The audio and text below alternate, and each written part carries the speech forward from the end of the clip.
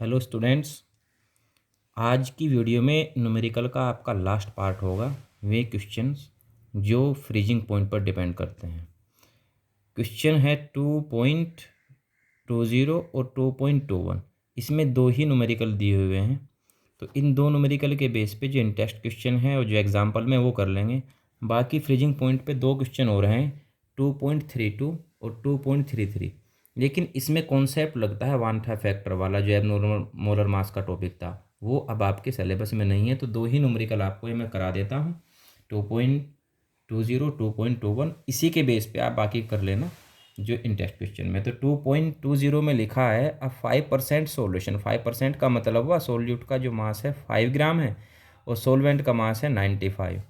By mass of cane sugar, cane sugar है तो molar mass पता लग जाएगा। And water has freezing point of 271। तो फ्रीजिंग पॉइंट कितना आ जा रहा है इसका? 271 आ जा रहा है सॉल्यूशन का। Calculate the freezing point of 5% glucose solution in water. अब 5% जो ग्लूकोज सॉल्यूशन है उसका करना है, उसका पता करना है फ्रीजिंग पॉइंट कितना प्योर वाटर इज। और प्योर वाटर का जो फ्रीजिंग पॉइंट है वो दे दिया है 273.15। तो इन्फॉर्मेशन लिख लेते हैं। W1 इजकल टू 5 ग्राम और कैपिटल W1 दिया है इन्होंने 95। W स्मॉल w और कैपिटल W के साथ 1 इसलिए ऐड किया है मैंने कि इसमें दो इन्फॉर्मेशन अलग अलग दी है ग्राम के बारे को लेकर, ग्राम को लेकर के, सोल्यूट के मास को लेकर के। तो इसको 1 और उसको जो ग्लूकोज वाला है इसको 2 लिख लेंगे हम। ऐसे ही M1 जो होगा शुगर के लिए 342 और T1 दिया है 271। T01 दिया है इन्होंने 273.15। तो डेल्टा TF इसको मान लीजिए 1। ये क्या हो जाएगा? T माइनस T0 से आ जाएगा 2.15। इसमें से अपना आप इसको माइनस कर लेना। ऐसे W2 दिया है 5 ग्राम, कैपिटल W2 दिया है 95 ग्राम। M2 ग्लूकोज के लिए हो जाता है 180 और T2 पूछ रहा है कितना चाहिए। तो हमारे पास फॉर्मूला है, जो फॉर्मूले उसमें बॉइलिंग पॉइंट में थे वही फॉर्मूले फ्रीजिंग पॉइंट के भी हैं, दोनों में कोई डिफरेंस नहीं है। वहाँ अगर के बी था तो यहाँ के एफ हो जाना है, वहाँ अगर टी बी था तो यहाँ टी एफ हो जाएगा, डेल्टा टी बी था तो डेल्टा टी एफ हो जाएगा, केवल इतना डिफरेंस है। तो फॉर्मूले सेम है। तो के एफ वन क्या हो जाता है, इसका फॉर्मूला क्या है? M1 delta T F one capital W1 और बाई में हो जाता है 1000 स्मॉल W1।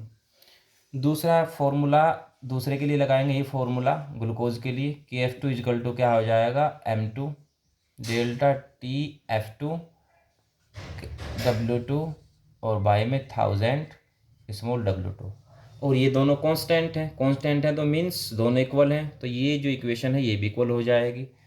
तो M1 delta TF1 capital W1 by 1000 W1 equal to M2 delta TF2 W2 और बाई में 1000 W2।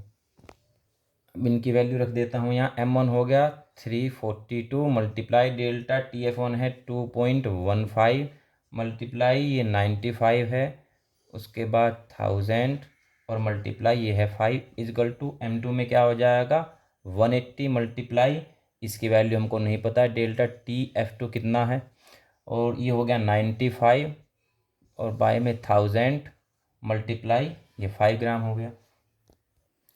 इसको खुद से कैलकुलेट कर लेना, कैलकुलेट करके डेल्टा TF2 की जो वैल्यू है वो आ जाती है 4.085 केल्विन।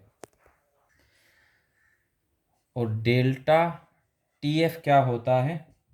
T0 माइनस टी होता है, तो यहाँ उसी के हिसाब से लगा देंगे। डेल्टा TF2 क्या हो जाएगा? T02 minus T2। T2 उन्होंने पूछा था और T02 वाटर के लिए, T01 भी वही है, T02 भी वही है। तो डेल्टा TF2 कितना निकला है? 4.085 इजकल टू T2 क्या दिया था उन्होंने? 273.15 और माइनस T2, तो T2 को कैलकुलेट कर लेंगे, ये आ जाएगा 269.07 केल्विन। ये हो जाएगा आपका answer. Second 2.21, two elements A and B form compounds having formula AB2 and AB4.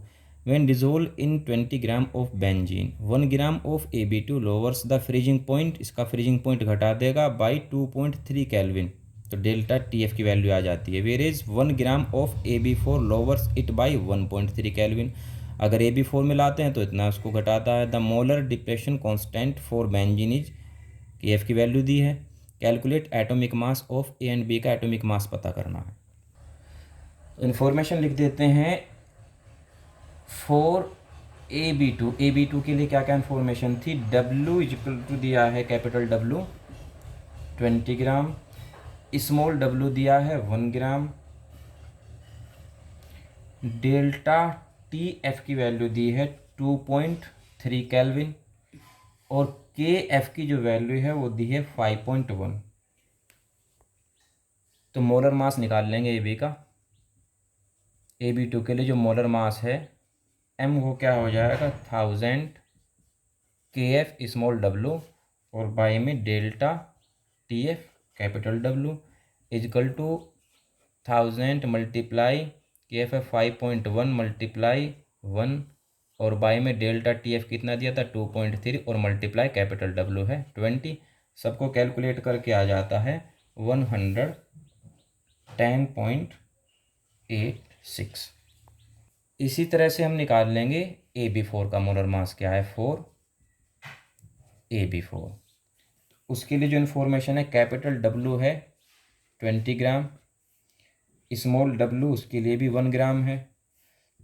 इसमें डेल्टा TF जो दिया है वो दिया है 1.3 केल्विन और KF की वैल्यू सेम है दोनों के लिए, KF है 5.1। तो फॉर्मूला वही लगा देंगे AB4 के लिए M equal to 1000 KF small w और बाय में delta TF capital W equal to 1000 multiply 5.1 multiply 1 और बाई में डेल्टा TF है 1.3 मल्टीप्लाई 20। कैलकुलेट इसको करके आ जाता है 196.15। तो AB2 का और AB4 का मोलर मास निकल गया है। मोलर मास का मतलब होता है मास ऑफ ऑल एटम्स, सभी एटम्स का जो मास है उनका जो सम होगा उसी को कहेंगे मोलर मास। तो AB2 के लिए निकाल लेते हैं। AB2 का मतलब होगा ये मास है A का mass plus 2 atom of B इसका मास, ये कितना आता 110.86। ऐसे AB4 के लिए निकाल लेंगे A का mass plus 4 atom of B इनका मास, सबका जोड़ करके इसका मोलर मास कितना आ गया था 196.75। अच्छा ये 75 नहीं है 15। अब इस इक्वेशन से हम A की वैल्यू निकाल लेंगे। A इजकल टू क्या हो जाएगा 2B इधर चला जाता है 110.86 माइनस 2B। अब A की जो ये वैल्यू है ये रख लेंगे हम इस वाले इक्वेशन में। तो A की वैल्यू क्या थी 110.86 माइनस 2B और प्लस में क्या है फिर उसके बाद 4B इजकल टू 196.15।